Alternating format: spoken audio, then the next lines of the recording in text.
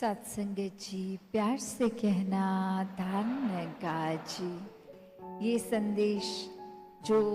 इस जीवन को एक जीने की कला, एक असली रूप में इंसान होने का प्रमाण कि जितना इस परमात्मा के गुणों से अपने आप को मिलाएंगे उतना ही ये रूहानियत भी जीवन में घुसेगी और ये इंसान सिर्फ फिर एक काया रूप नहीं, एक इंसानियत वाकई ही असली इंसानियत होगी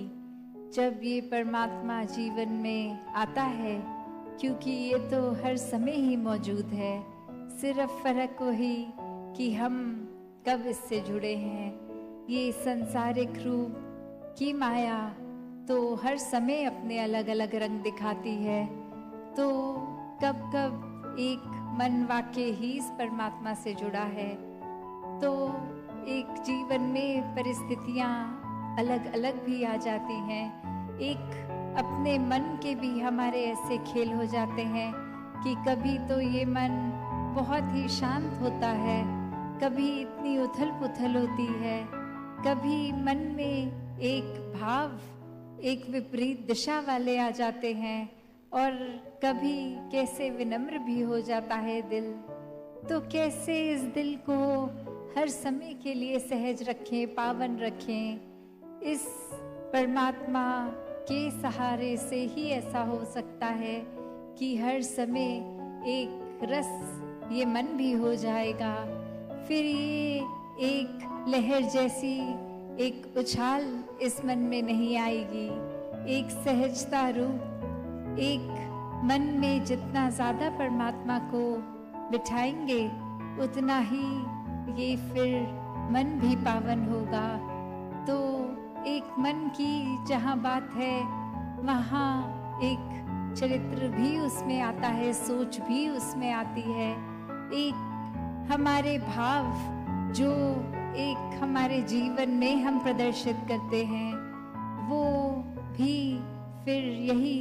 कि अगर अहंकार है या मन में किसी से मनमुटाव है, कुछ भी उस रूप के एक तरंगे उठ रही हैं तो उसको भी फिर इसी परमात्मा के एक ज्ञान से ही शांत किया जा सकता है। क्योंकि एक किसी का कुछ किया मन को अगर चोट दे भी रहा है तो हमने कैसे खुद को उस परिस्थिति में भी ठीक रखना है।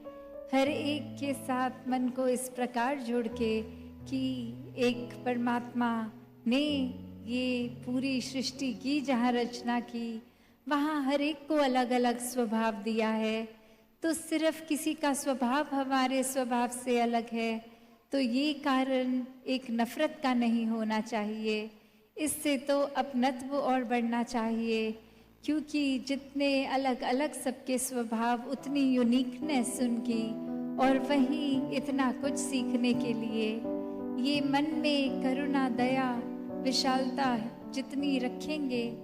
इस परमात्मा के सहारे से ही जो कि रखी जाएगी, तो ये ऐसा करने से फिर एक जीवन में भी एक सुखद रूप एक आनंद रूप कि फिर कुछ ऐसा तो नहीं होगा कि हम अगर आर्थिक रूप में कम हैं तो एक धन दौलत आ जाएगी, या फिर कोई अगर शरीर की पीड़ा है वो एक चली जाएगी, नहीं परिस्थितियां तो वही रहेंगी पर मन की अवस्था ये दृष्टि एक हर समय का सुकून फिर भी रहेगा। क्योंकि इस मन में जब परमात्मा होता है तो फिर चहुं ओर वो सुकून ही वो एहसास ही रहता है और फिर किसी को हम एक बुरी दृष्टि से नहीं देखते, किसी में कोई ऊंच नीच के भाव कोई वैर विरोध नफरत के भाव नहीं आते, एक हर कोई पूजने लगता है, हर किसी में ये ही परमात्मा दिखता है। तो एक जहाँ कंपैशनेट होने की बात है और एक अक्सर ये मन मंदिर की बात होती है कि इस मंदिर में इस परमात्मा को बिठा लिया, इस मन में इस परमात्मा को बिठा लिया तो वाकई ही हम खुद ही मंदिर हो गए, एक चलता फिरता परमात्मा का प्रमाण हो गए। और ये तो नफरत से हासिल नहीं होगा, ये किसी को एक आंसू दे के नहीं, आंसू पोंछने वाले भावों से होगा, एक हर एक के गम में शामिल होके होगा।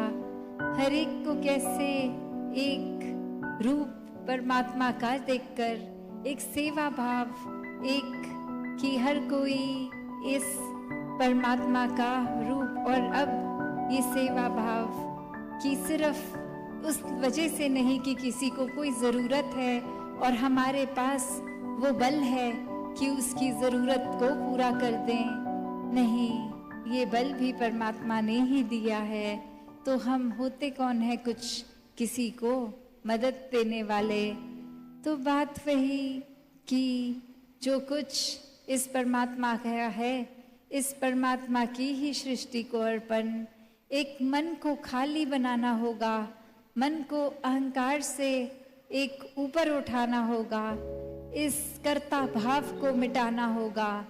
एक सेवा में, मानवता के कल्याण में जीवन को लगाना होगा।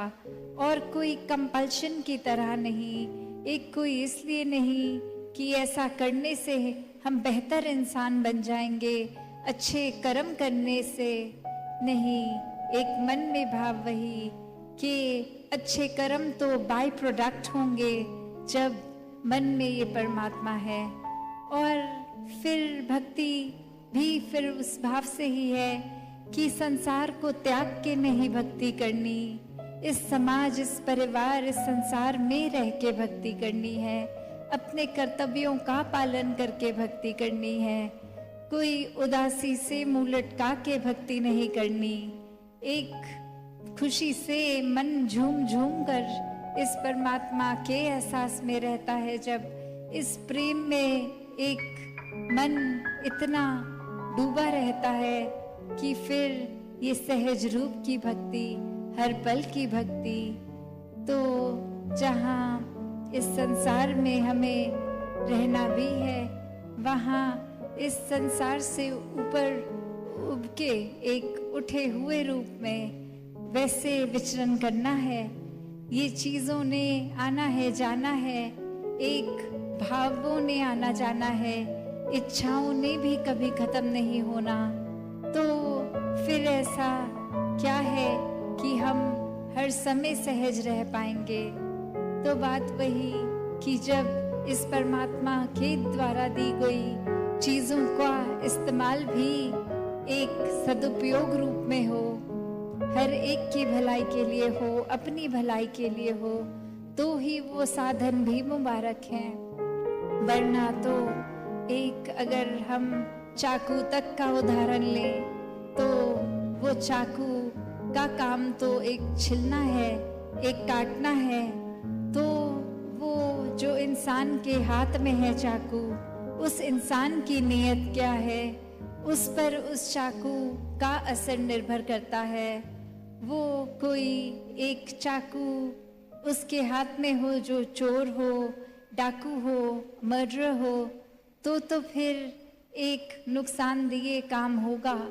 पर वहीं हम देखते हैं कि एक सर्जिकल नाइफ जब किसी सर्जन के हाथ में होती है, एक डॉक्टर के हाथ में होती है, तो शरीर को वो चाकू भी छिलता है, एक खून भी आता है, पर वो एक बेहतरी के लिए होता है, एक उससे एक अच्छा रिजल्ट ही मिलता है, एक सेहत के लिए वो सुधार रूप बनता है। तो बात वही कि ये साधन भी इस परमात्मा ने दिए हैं, हमें अपनी सोच को ठीक रखना है, उन साधनों को मिसयूज नहीं करना, उनको भी उसी परमात्मा, ये जो हम हर समय अंगसंग है कि जो इतने साधन दिए, वो साधन रूप को भी हम फिर परमात्मा के एहसास में अगर इस्तेमाल करेंगे तो दुरुपयोग तो होगा नहीं, एक अच्छी सोच, एक अच्छे भावों से ही होगा। तो ये जल्दी ही हर किसी के जीवन में ब्रह्म ज्ञान रूप की दात भी जहाँ आए, वहाँ हर पल भक्ति करते हुए, अपने कर्तव्यों को पूरा करते हुए हर कोई इस जीवन को भक्तिमय जिए। सत्संगत जी, प्यार से कहना धन्यवाद जी।